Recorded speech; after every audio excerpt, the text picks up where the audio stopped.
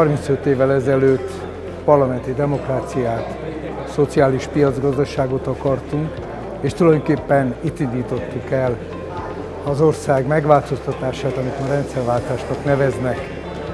Remélem, hogy az embereknek jobb lett az életük. A 35 évvel ezelőtti reformműhely az mutatja meg, hogy van baloldali hagyomány.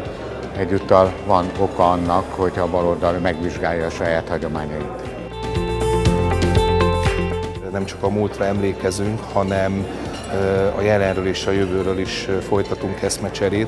Ugye magának a jövő keresésnek az egyik fő motívum a Földes György tanulmánya, amely Népszavában megjelent. Ezzel kapcsolatban hallgattunk meg előadásokat, nagyon neves előadókkal, Antal Attila, Csepeli György, Andor László, aki megosztja a gondolatait, és egy útkeresés az, ami kibontakozik a konferencia során, a baloldal válaszai Magyarországban, magyarországi kívások, a válságok egymás után követése során milyen társadalompolitikai, gazdaságpolitikai válaszokat tudunk adni, hogyan tudunk baloldali mozgalmat újjáéleszteni, ahogy annak idején a reformműhelyek ezt megtették, és hát nyilván globális kihívásokra is keressük a válaszokat. Mind a két alapítvány arra törekszik, hogy ez az első lépés legyen, tehát ebben a mai konferenciában nem merül ki az útkeresés, a jövő feladatainak a meghatározása. Szeretnénk folytatni különböző műhelyekben, konferenciákon ezt a munkát, és javaslatot tenni magyarországi baloldali mozgalmaknak, baloldali pártoknak arra, hogy mi a teendőnk és hogyan tudunk ezekkel a kihívásokkal szembenézni. Nagyon fontos feladatunknak tartjuk mind a két alapítvány, baloldali közösségszervezést megkezdjük országosan. Ugye a Szociális Demokráciáért Alapítvány olyan baloldali központot kíván létrehozni Budapesten, és nyilván az ország számos területen olyan baloldali helyszíneket teremteni, ahol ezt a diskurzust, ezt a beszélgetést, vitát lehet folytatni, és ebből alakulhat ki az az irány, ami a 21. században itt Magyarországon meghatározza majd a baloldali politikát. Itt most ezen a konferencián 5 nagyszerű előadó véleményét ismerettünk meg. Első a biztonság, hogy ma a magyar társadalom számára ez a legfontosabb. A második, hogy az MSZP-nek és az egész baloldalnak a hitelessége döntő kérdés. És a harmadik, hogy különböző baloldali csoportoknak, ifjúság és egyéb köröknek az MSZP-vel együttműködve van lehetősége befolyásolni a magyar társadalom folyamatait.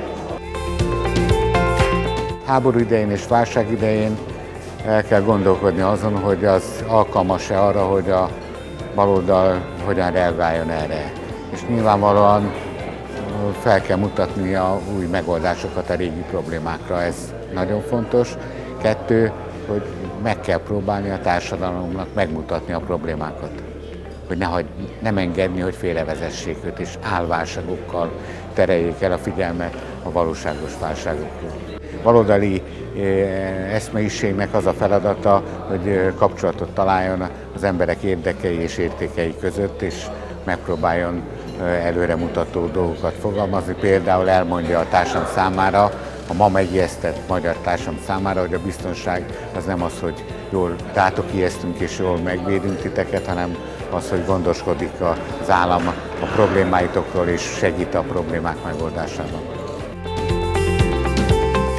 Azt látjuk, hogy az a populista jobboldali kormányzat, amelynek az elnyomását éljük meg nap mint nap ebben az országban, kifejezetten neoliberális válaszokat ad.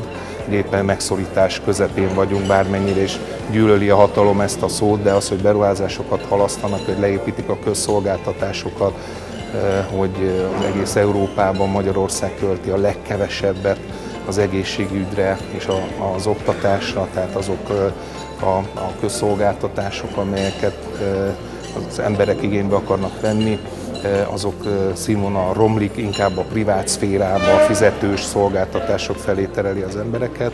Hiányzik a szolidaritás, hiányzik az igazságosság, és azt látjuk, hogy a társadalmi különbségek is egyre mélyülnek, a szegénység újra növekszik, nagyon sok nyugdíjas a létminimum alatti ellátásban részesül, bármennyire is halljuk a nagy szólamokat a nyugdíjakkal kapcsolatban, úgyhogy ezekre keressük a baloldali szociáldemokrata válaszokat, és egy olyan államvíziót kívánunk felvázolni, amely mindenki számára egyenlő esélyt biztosít a szolgáltatások elérésére, és az igazságosság és a szolidaritás alapján áll.